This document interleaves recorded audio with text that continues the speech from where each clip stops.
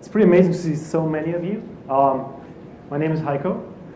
I have been bending some light for a couple of years. Now I work for a German consultancy called Codecentric. I'm a Scala enthusiast and Akka fanboy, and I'm the author of a couple of mostly Akka-related open source libraries. I guess that's the reason why I'm here. When I thought about the proposal for this conference, I had that idea of putting as many buzzwords into a small, short title as possible. So here we are talking about reactive microservices with Akka and Docker, at least 4 buzzwords. Huh? So, what is reactive? Who knows the reactive manifesto? I would say that's half. So I'm glad I have this. Slide. The Reactive Manifesto tries to define a vocabulary for those modern, crucial, whatsoever applications.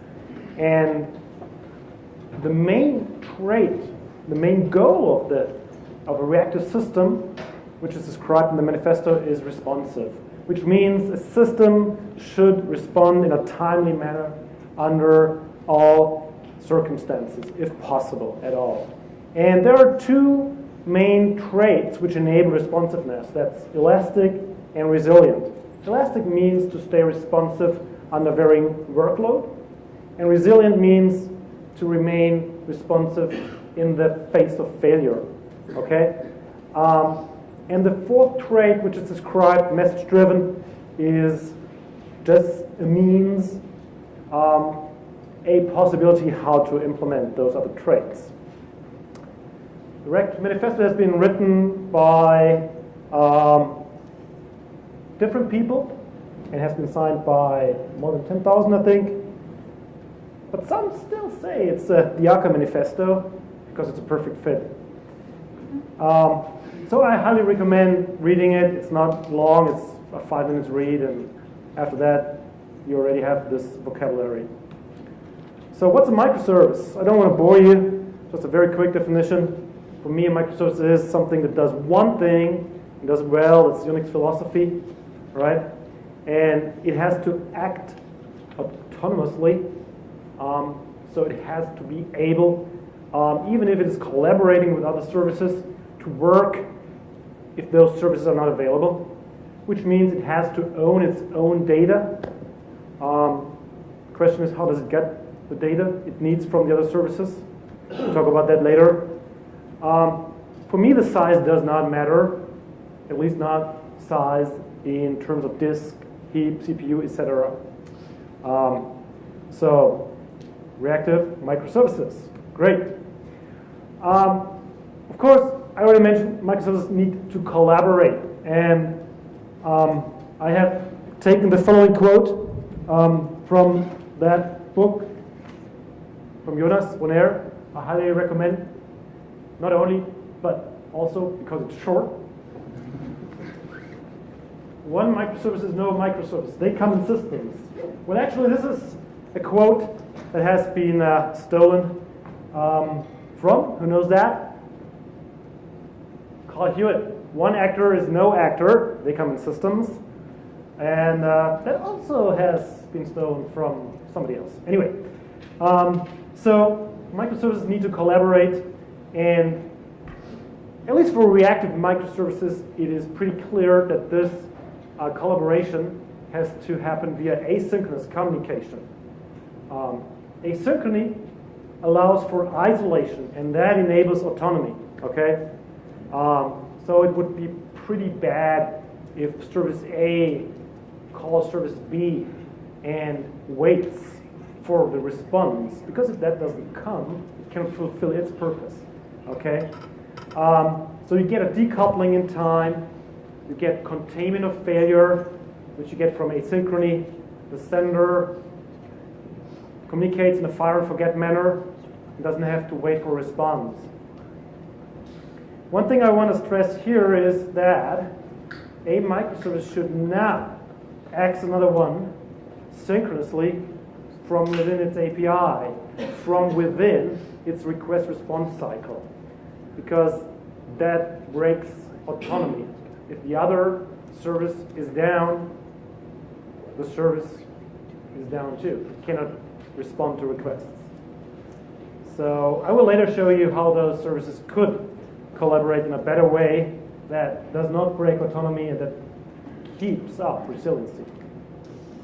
So the question is, how does Akka fit? Well, the actor model is a perfect fit for Reactive, as I already said. Reactive Manifesto, Akka Manifesto, that is obvious.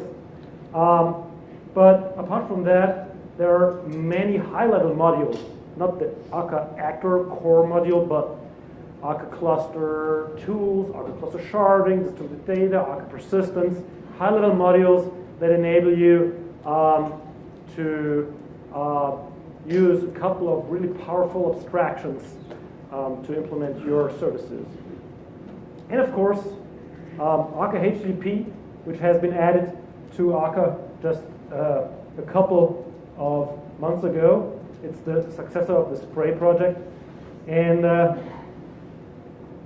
there's also Akka SSE. That's not an official Akka module. That's a library which is used for server-sent events and can be used for asynchronous event-based collaboration between services. So how does Docker fit? Well, I think containers provide a very good way to isolate your services. So instead of putting everything into a var or ear file and deploy wars and ears into your application server, you get much better isolation from containers. And what I really like about containers is that they make this autonomous lifecycle easier. With autonomy, I not only mean services have to work autonomously, they also have to have an autonomous lifecycle. You want to deploy a new version of service A, and that must just work without affecting service B and C, right? And with containers, you get a lot of infrastructure goodies for that. And Docker, in the meantime, has more tools for infrastructure and composition. Docker Cloud, for example, still in an early stage, but I find it very nice to work with, for example. There are other tools, Kubernetes, etc. And of course also TypeSafe Conductor, which is working with Docker. So, almost enough slides. I'm going to show you a demo. It's not a shiny, blinky demo. There's enough of shiny, blinky at Times Square. It could have a UI, but it doesn't have a UI. So we are going to focus on the server-side aspects here. We're only going to look at two services of the chat tool. One is a user service for identity management, so you can add registered users, for example. And then there's the chat service that is for conversations between two users. So it's not like a chat room or a channel. It's really just for two users. The user module has login information, credentials, and nicknames, a lot of data, let's say. And the chat module only needs some of this data. The username, the nickname, let's say, okay? And we're going to take a look at how the chat service can finally get that information from the user service. Step by step. So first, we're going to take a look at Akka HTTP. Who has already worked with Akka HTTP here? Okay, let's say half. It's actually pretty easy to run a server with Akka HTTP. You only need to do two things. You need to bind to socket, IP address and port, and then you have to handle requests by sending responses. Those handlers you have to provide are flows from the Akka stream module. And a flow is a stream, in this case, from request to response. The any here is just for the materialized value, which you can ignore in most cases in Akka HTTP. And those flows can be expressed with a pretty nice routing DSL. Let me show you that. So here we have an actor. It's called the user API of our Gabler user module. and it is parameterized with an address and a port, and then we call the bind and handle method with that address and port, as you can see here. And the really interesting piece is this route here, okay? The route is defined up here in the companion object, and for the time being, this is just a hello world route.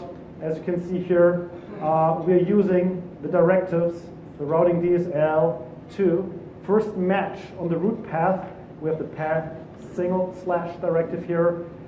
Then we match on the HTTP verb, the HTTP method, get, post, put, delete, whatever. It's get here.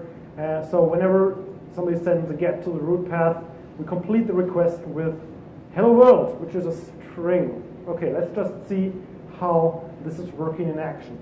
But wait, before I can show you that, I have to show you how to run that in Docker, okay? So, how can we create Docker images with for a Scala project?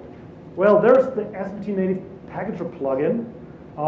It's a pretty awesome plugin. It's not only used for Docker, it has many different deployment formats. And if you want to use Docker, you have to use the so-called Docker plugin for the SBT native packager plugin. So it's a plugin for the plugin. And then just configure a couple of Docker-related settings in your project, and then run the publish local task in the Docker configuration.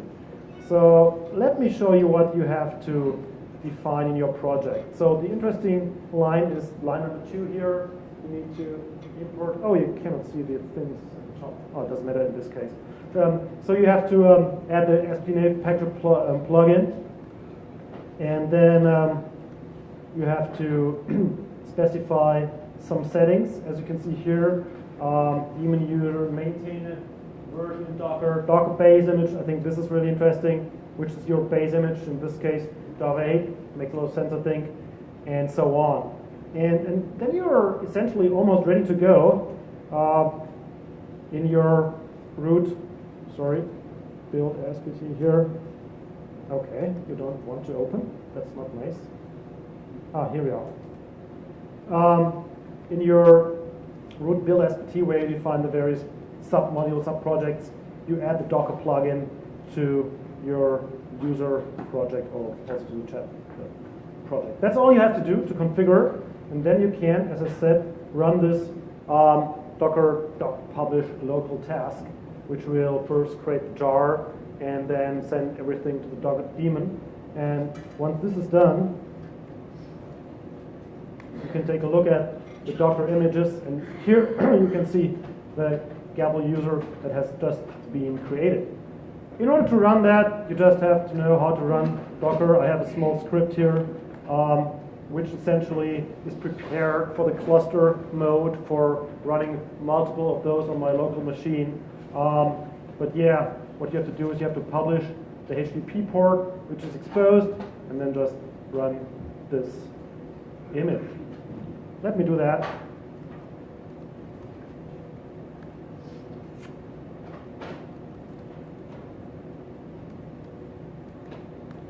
As you can see here, it seems to work. It's listening. So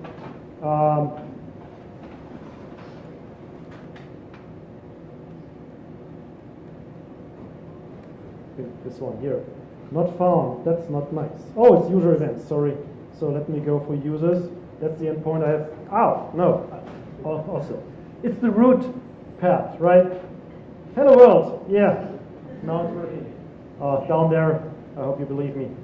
Here's hello world. Okay. So, of course, this was just a very simple route.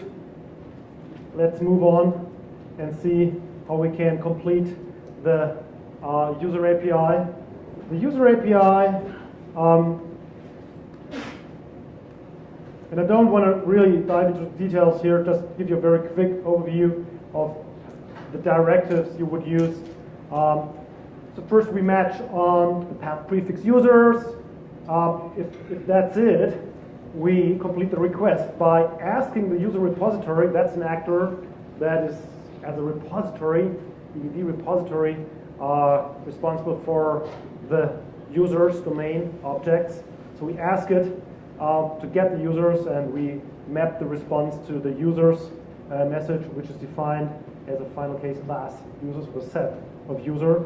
For a post, which means we want to create a user, we have to just unmarshal the entity from the request and unmarshal it as an add user command with username, nickname, email, and then we can ask the user repository to add the user.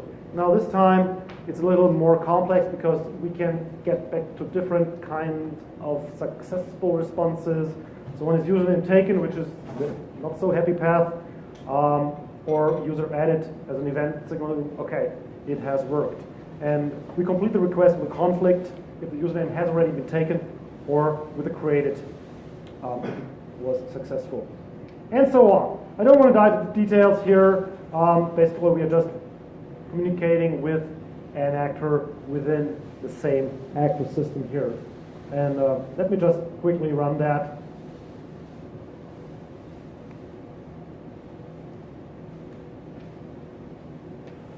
All right, it's not that quickly. SD has to compile that first. Should have done that before. Okay, here we go. And okay.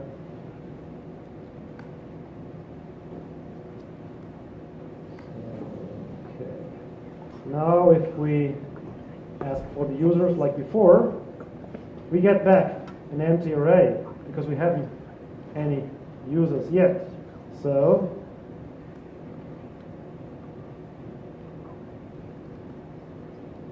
let me find the right one for post. This one here, 8,000, looks good. Okay, we get back a created, 201. And if we do the same again, we get back a conflict, as I've shown you before. And if we do the get users again, we get an array with exactly one. So what you can see here is that the response we get back, obviously, is JSON encoded. How's that working? That's because of JSON marshalling. So Akka HTTP has a really rich marshalling support. You can simply complete your requests with domain objects, like a set of users or a single user, whatever. And then the marshalling infrastructure takes care of marshalling that to whatever format. Akka out of the box supports spray JSON and XML and JSON. And there's another community project, Akka HTTP JSON, that supports additional JSON libraries like Cersei, which is my favorite, not only because of Game of Thrones. And to quickly show you that, all you need to do is, if you look at that import, you need two imports. You need the Cersei support and then the IO Cersei generic auto, the first and the fourth line here. And then you can really complete your requests with a type future of set of unit, okay?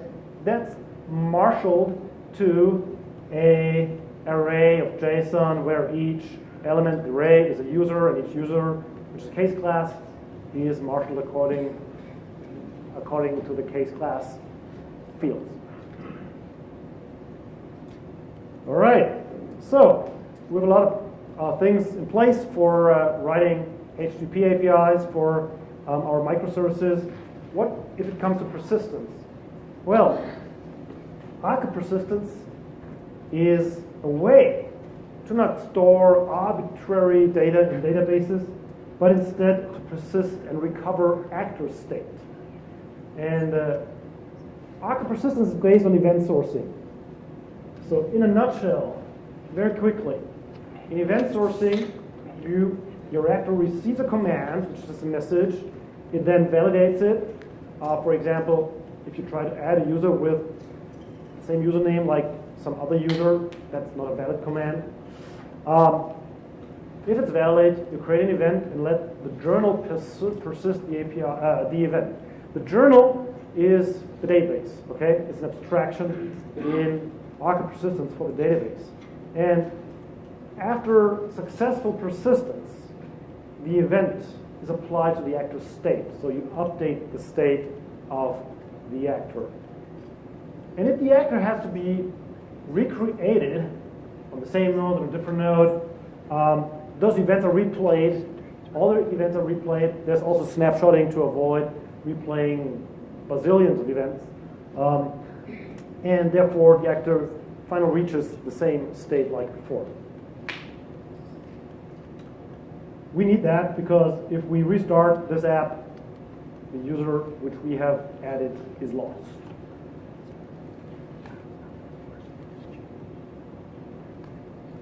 So let me show you what we have to do for that. If we go to the user repository, which has been a normal actor before with that protocol get users, add user, remove user, we've changed actor to persistent actor, and therefore we have to implement receive command and receive recover.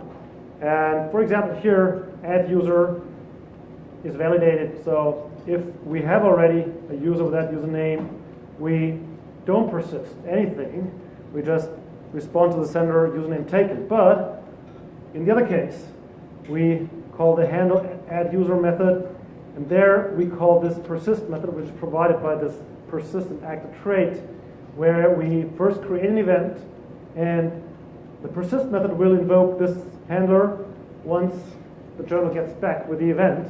And there we just call receive recover, which does the application of the event to the state. So in this case here, in the case of a user added, we just add it to the internal map called users. That's a map of string to user, username to user. Okay?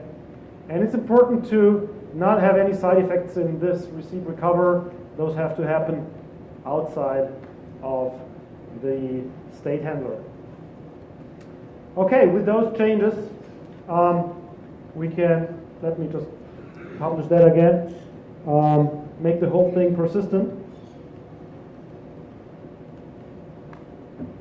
So, but I have to run a database. I'm using Cassandra here, not in a cluster distributed mode, just a single instance. But I think it's a good idea to use something like Cassandra, because for distributed systems and with Akka, usually if you want to build a reactive system, you need to go distributed, because if you only have one node that fails, you're not really resilient. So for a distributed system, you need a distributed database, distributed journal, and I think this Cassandra plugin for Akka persistence is totally production ready and it's the best out there. It's maintained, it has been created by Martin Krosser, and in the meanwhile, it is maintained by the Akka team. And it also supports persistence queries, which is an addition to Akka persistence, which has been added in the latest version of Akka. And the only thing you have to do is you have to configure contact points, for example, via system properties. So let me show you what that means. So if you run your Docker image, you have to provide this system property, Cassandra journal contact points. That's the default port on which Cassandra is listening for clients, and that's all. So let me run Gabber again, one instance only. Looks good, it's listening. So, adding a user, that worked.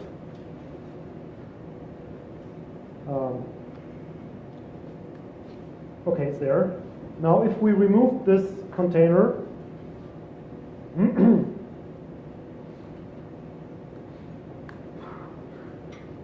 so the only containers we have is the Cassandra container, and we start it again. We should be able to see that user again. Hooray, it's working. So this user repository has been created and initialized with the events, with this one add user event, so we get in the same state. We are in the same state like before. All right, so now we have a service. It's not yet resilient, it's not yet distributed, so we need to go remote. And with Docker networking can be a little tricky. So in Docker networks, isolate containers. Within a network, the containers can communicate. But if you want to access container from external, you need to publish ports. And this is true for the traditional host networking here, or bridge networking on a single machine, on a single host. And that's also true for overlay networks, which have been recently added, I think, in 0.10 to Docker. Overlay networks are pretty cool for multi-host deployments. So they essentially are a virtual network spanning multiple hosts, and all the containers can communicate with each other. It's supported by Docker Cloud, CoreOS, and others. And the good thing is you don't need to distinguish between public and bound address in Akka Remote. So Akka Remote has this notion of a bound address and a published address. And that's only important if you really want to talk to your container from the outside. But if you have an Akka cluster, you usually only want the containers within the cluster to talk to each other, unless you're using a cluster client from the outside. So in this case where you don't have that need to access Akka Remote from the outside, don't have to deal with these issues. So using an overlay network is really helpful in those cases. So to really go distributed and reactive with Akka cluster, you only have to change one configuration setting. It's a cluster active ref provider in the application.conf. So the application.conf, which is the configuration for Akka. Oh, I don't have it yet. Sorry, guys. I have to zero to the next step. Okay. Here we go. So here, Akka provider. That's essentially all you need here. What more? If you're running on Docker, you probably cannot work with seed nodes. Seed nodes are used to bootstrap a cluster and used to join the cluster. That only works if you know seed nodes up front in a fairly static setting. That works perfectly. With Docker, you don't know up front the container addresses, and therefore you need some form of help. And there's a library called Constructor that helps with bootstrapping. Essentially, it's using a coordination service like etcd or Zookeeper or Console. All you need to do is add that library, configure the constructor extension in the application conf. That's done here. And it will bootstrap itself by simply applying this state diagram. So I don't want to dive into details, but what's going on here is this library tries to get the nodes from the coordination service. If there are already nodes, the new node is joining those. If there are none, it's acquiring a lock. And if that works, it's joining itself. So the first node always has to join itself. And if the lock cannot be acquired, there was a race. Okay, that can only be one. So it's trying to get nodes again. Then it's adding itself and refreshing to be sure that things are cleaned up. That's the idea of a constructor. It's a fairly simple idea. The implementation is a little involved, but it seems to work and it's used in production. Okay, so these are essentially the changes that are needed. And now we can run it in parallel.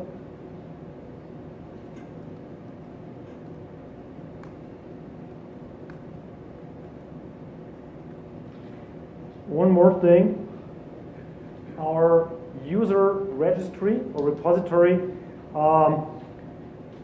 this case needs to be a singleton. A cluster singleton is an actor that only runs exactly once, or to be more precise, at most once in the cluster at any time. At most once means it should run all the time, but if it crashes, if one machine crashes, it takes some time until that's detected, 8 seconds, 10 seconds, and it is created on some other node. So the actor you want to run as a singleton is managed by the cluster singleton manager. That's another actor that runs on every node in the cluster. It is participating here. and access to the singleton actor is provided by the cluster single proxy, because you actually have an indirection, you don't know where the singleton is running. So that's what you need. These are the changes. And once those are applied, let me just quickly bring up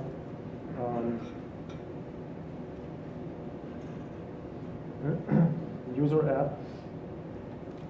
That's the app that creates the actor system and the various actors. So the user repository, as you can see here, is now actually context actor of cluster singleton manager. So we are creating the cluster singleton manager and configuring it to run the user repository as a singleton. And in order to access it, we are also creating a singleton proxy. Okay, that's all you need to run a specific actor only once as a singleton in your cluster. All right, so we run one instance and another instance. They are now working or listening on different ports for the HTTP requests. So,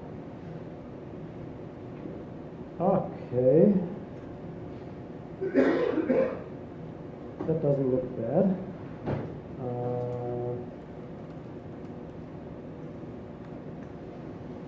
Okay. Oh, yeah. I told you that you need a coordination service like etcd. I haven't started that container.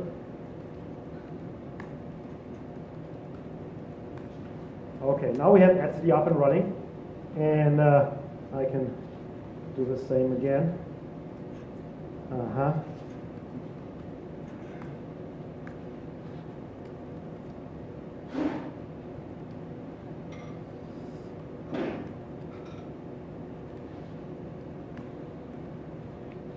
Finally, yes.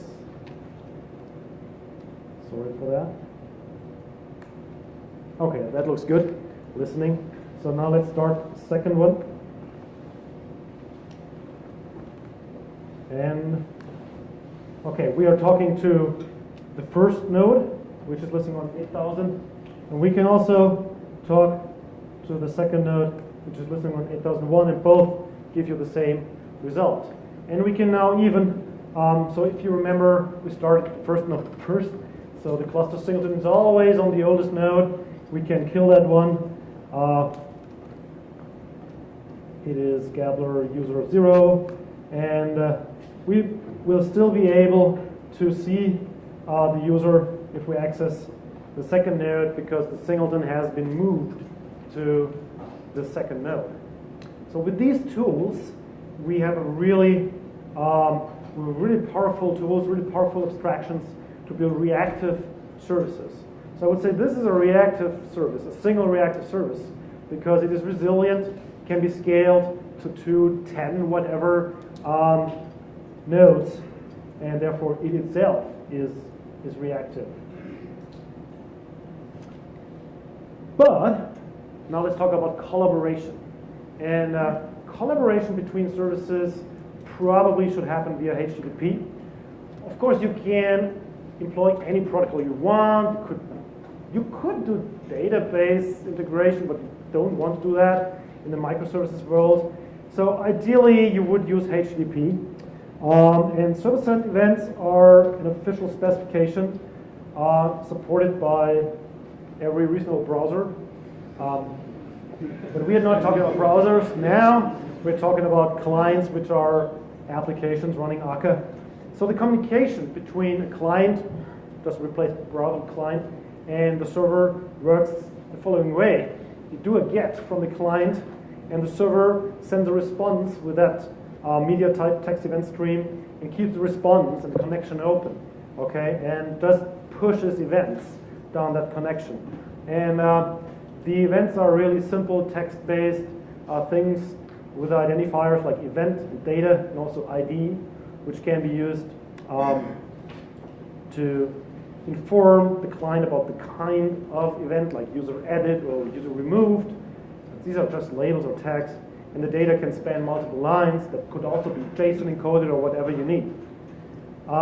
And for a real event-based collaboration between a client and server, what you have to do is you've got to make that resilient too, because the connection here can break at any time. And what I've implemented, I will show you in a moment, is that if you have a second service that depends on the user service I have shown you so far, you want to subscribe to those events, and if you get the events, you can also get an ID if the service supports that. And if you have consumed like 10 events and then the connection is interrupted, you want to reconnect and use the last event ID header to signal to the server that you already have consumed 10, or in this case 42 events, and you want to start consuming from there, okay?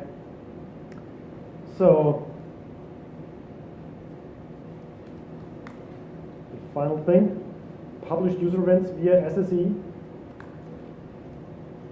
To do that, we have to enhance our route a little bit. So that is the route we had before, users, API, endpoint, and we have added a user events endpoint here, where we first take a look at the optional header last event ID, and then from that we calculate the next sequence number of events. And then we just ask the user repository to get the user events from that sequence number. And what the user repository is giving us is a source, okay? Let me go there, show that to you. What we get here is a source. So the type here, sorry, here we go, is a source of tuples of sequence number and user event. And the cool thing is, with that Akka SSE library, you can complete requests with a source of server-sent events, and that's what's done here. The user events are mapped using this function here to server-sent events. Server-sent events are simple case classes, and for a user edit, you create a server-sent event which has user edit here, and the user itself encoded as JSON, and for user removed, you do the same with a user removed event type. And that's it. That's all you need to publish server-sent events. And I want to show you the client side too. I'm almost running out of time, so I have to hurry a little bit. So in this last step here, I've created a second project. It's called Gabler Chat. And the Gabler Chat, as I told you, needs information from the Gabler user service, and it subscribes to those user events, okay? And subscribing to these user events means it gets those events and stores it internally for itself. So it has a user repository too, but that's in the chat module now. And what's done here is, once the recovery is completed, so that's a persistent actor too, it creates a service and event client. That's also part of the Akka SSE project. That's the facility which gives you this reconnection logic with the last event ID and all that nitty-gritty details. And that means every time a service and event is received here in this actor, it is just decoded as an add user or remove user with the event ID and sent to self. So this is an actor, and when it's received, it is essentially handled as an add user or remove user. It's persisted and used to change the internal state. Important here, we log it, okay?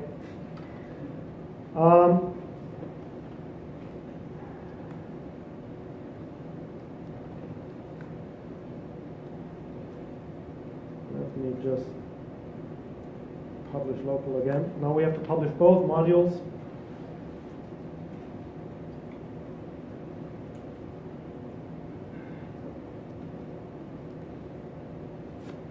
Okay, and now let's run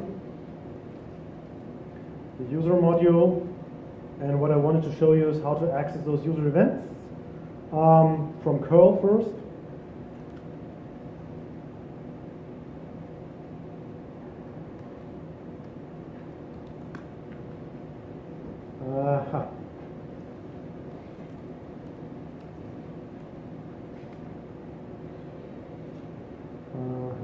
Okay.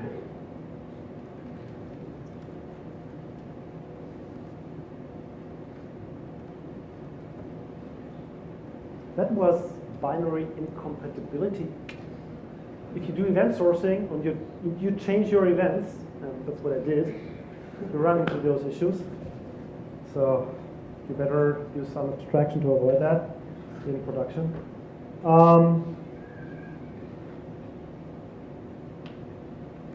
Let's give it another try.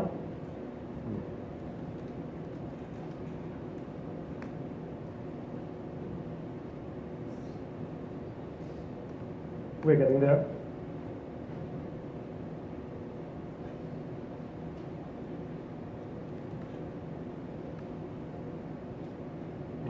I'm sorry.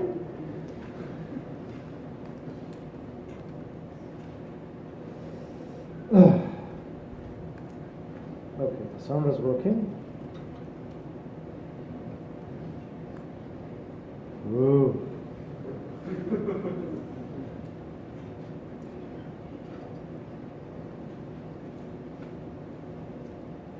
I was just, okay, that was a timeout.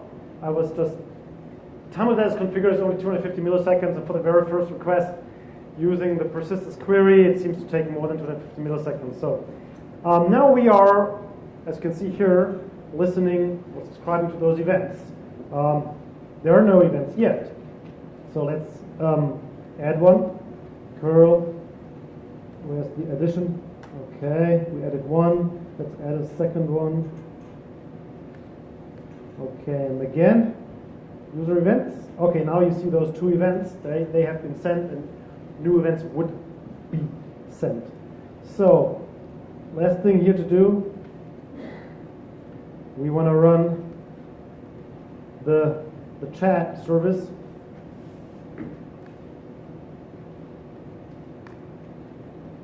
Okay.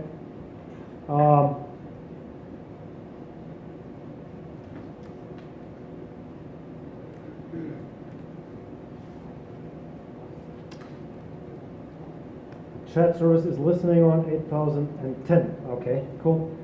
So curl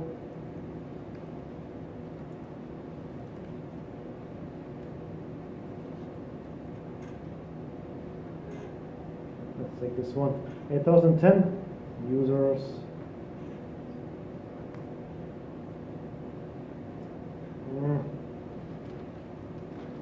So you see me debugging a lot.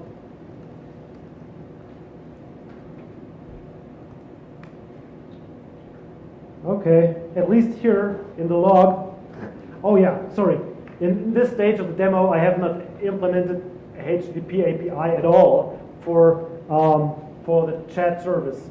But as you can see here in the log, you see added user with username 1 and 3. So this guy here, the chat service, is listening to the user service and asynchronously using or subscribing to those events and storing them or using those events. So let me add one more here, or maybe follow the log in this case here, so we see that something is going on. So now, right now we have two events, and if we add one more, user 99, that has been added here, and it's showing up here a second later. Mission completed. We have two services which are completely independent and only communicating asynchronously via HTTP service and events. That's it. Thank you.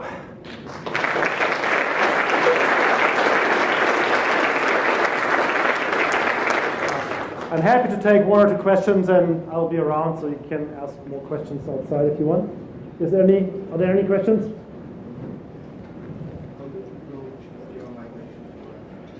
How do I approach schema migration in production? So Akka has support for schema migration or schema evolution. Akka Persistence introduced support for that. No, not for persistent query, schema evolution. Just look it up in the docs, akka.io docs. There has been added support for schema evolution. One more? Okay, outside. Thank you. Enjoy the conference.